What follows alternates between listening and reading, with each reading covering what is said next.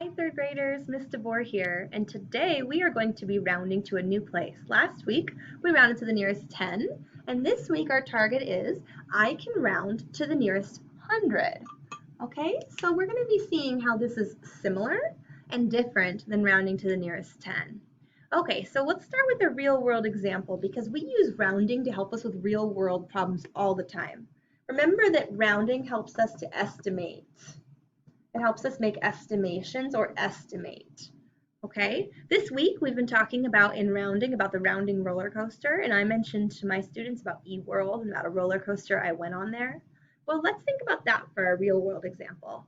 Let's say that on Monday there were 209 people that went on the roller coaster, and on Tuesday there were 391 people who went on the same roller coaster. Let's say that the people who work at eWorld want to know about how many people went on the roller coaster during both days. About how many. They're looking to estimate. Well, what they'll probably do is round to the nearest 100 to get easy round numbers to work with. So 209 is pretty close to 200, would you agree? So they might say, okay, well, it's about 200 people on Monday. And they might think 391. Is that closer to 300 or 400? Quite close to 400 with 91, right? So they would say, okay, about 400 people went on Tuesday. So then they can quickly, now that they've rounded to the nearest 100, they can quickly add in their head. That is the benefit of rounding. So 400 plus 200 makes 600s, right? So it's about 600 people on those 2 days. So there you go. That is why we round. That is how it helps us in real life. So let's get into this. Let's dig in a little farther and figure out the strategies to make it work for us. So, okay, let's say on Wednesday at the park, there were 472 people on the roller coaster. And we want to round this number to the nearest 100. Okay, so the first thing when I round to a place is I underline the place I'm rounding to. I'm rounding to the hundreds. This is the hundreds place. So now we need to ask ourselves, what's the 100 below 472 and what's the 100 above it? So if you're thinking only in hundreds, you're skip counting by hundreds to find what's below it and above it. So you would start 0, 100, 200, 300, 400, 500, okay? So the 100 that's below it will have this same number in the hundreds place. It's 400. A common mistake that I see all the time is students think what's one less than 400? It's 300. But we're not, that would be going down 200s below it. We always keep this digit the same. The one below it has the same number, 400. And what's above it? 500. So now we have what this number is in between. So let's make our vertical number line. I need you to pause this video, go get yourself a piece of paper or a whiteboard, and then come back and do everything I'm doing with me, okay? So here we go. So here's my number line. And at the bottom, we're going to have 400. And on the top, we're going to have 500. Now, we must find our midpoint. The midpoint is very helpful when we're trying to locate where this number belongs. So what is halfway between 400 and 500? Well, there's 100 between them. So what's half of 100? If you have 100 pennies, and I take half your pennies, I've taken half your dollar, I've taken 50 cents. Half of 100 is 50, okay? So halfway between 400 and 500 is 450. Okay, keep that in mind. 50 is half of 100. So now that I have my midpoint, I can quickly find where would 472 go. Can you make a prediction? Put a dot somewhere on your number line where you think it might be.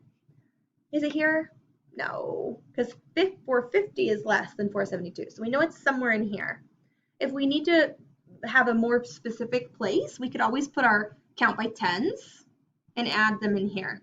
So we'd have 410, 420, 430, well, they're a little bit off, 440, 450, 460, 470, 480, 490, and then 500.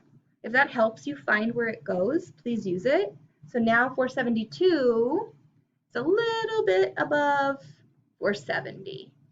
So do you think that 472 is closer to 500 or is it closer to 400? Well, that's pretty obvious, right? It's a lot closer to 500. So this number, 472, rounds to 500. We show the squiggly equal sign to represent that it's about that much. It rounds to it. Okay, so that's one strategy. We use our vertical number line. We can also just look at the number, and here's a little trick for you. If you're rounding to the nearest 100, of course, underline the place.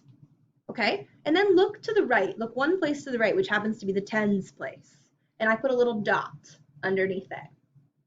Okay, what digit do you see in the tens? 7. Is 7 5 or greater? Yes. So any number that's 5, 6, 7, 8, or 9 will always round up, okay? If it's a 4, 3, 2, or 1, it will round down. So what if this had been 422? Well, 2 is less than 5. 4, 3, 2, or 1 round down, okay? So you can find the place you're rounding to, which is the hundreds, look next door to the tens, and decide if that digit is 5 or greater or less than 5. That's another way, okay? All right, so on this next one, we will do a rounding roller coaster to show our work. Okay, so let's say that we are rounding 839 to the nearest 100. Step 1, and you're doing this with me. Make sure you're doing this with me. If I go too fast, you press pause and catch up. Step 1, underline your place that you're rounding to, which is the hundreds place. Okay, now we decide what's the 100 below and what's the 100 above. Remember that this digit will start the number below it. 800 is the 100 below it. Okay, what's the 100 above it? 900. Okay, 900. So I said we were going to do a rounding roller coaster, so here we go. I'm making my roller coaster. Let me try to even that out a bit. Okay, so at the bottom, at the beginning, we have that first number, 800. The 900 goes at the end of the roller coaster. And remember, we always find the midpoint. That's the very top bounce peak of the roller coaster. And what's halfway between 800 and 900? Remember, it will have 50 in it because 50 is half of 100. So the answer is 850. Okay, now we need to decide, where does 839 belong? Is it larger than 850? That will be over here. Or is it less than 850? Over here. Put a dot on your roller coaster where you think that that might belong. We're estimating. I think it might be around here, 839. So now let's bring my roller coaster hedgehog in. Okay, he's going to take a little ride. Let's see what happens. So he starts at 800. He's slowly going up the roller coaster. And he makes it to here and stops. He runs out of gas. Okay, what's going to happen? Is he going to fall back to 800 or is he going to roll forward to 900? Well, if he's out of gas and he's on wheels, we all know what would happen if he was like a little car. It would just roll back, right? So this rounds, we would say 839 rounds to 800. All right, the other strategy that I showed you was that we find the digit we're rounding to, the hundreds place, and we look next door, put a dot. Is this digit in the tens place 5 or greater? No, it is less than 5, right? It's 4, 3, 2, or 1, it's a 3. Therefore, we round down, okay?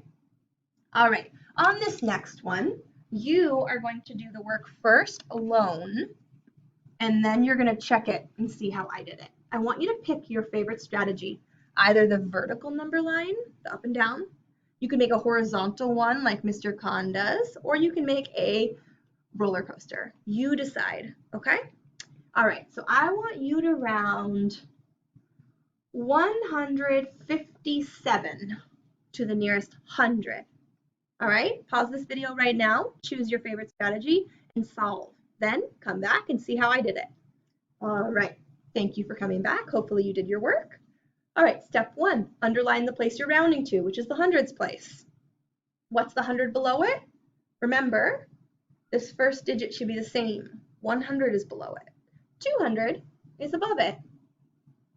Now I pick my favorite rounding representation strategy.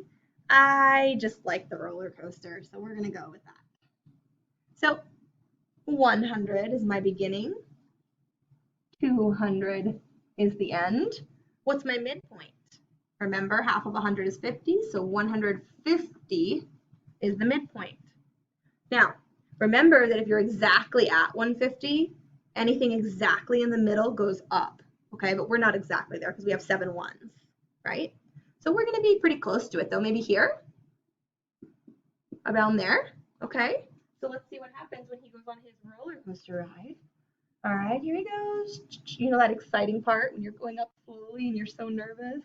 Your stomach gets so scared, and then you get to the peak, and you know what's going to happen? Here he is. What's going to happen? Whoosh, he's going to fly down to 200, right? He's going to round forward, roll forward. So we would say that 157 rounds to 200. Okay, the other strategy we learned today is you can find the place you're rounding to the hundreds and look next door, which is the tens place. Is this a 5 or greater? Yeah, it's a 5. Anything 5 or greater always rounds up, okay? It doesn't matter what's in the ones place. All that matters is what's in the tens because we're rounding to the hundreds. All right, I hope this helps you understand more about rounding. Remember, in 3rd grade, you're expected to understand rounding to the nearest 10, which we did last week, and then rounding to the hundreds place, okay? So if you need more help, you can go on Khan Academy, you can rewatch these videos, and continue practicing. Practice makes perfect. All right, have a great day. Bye.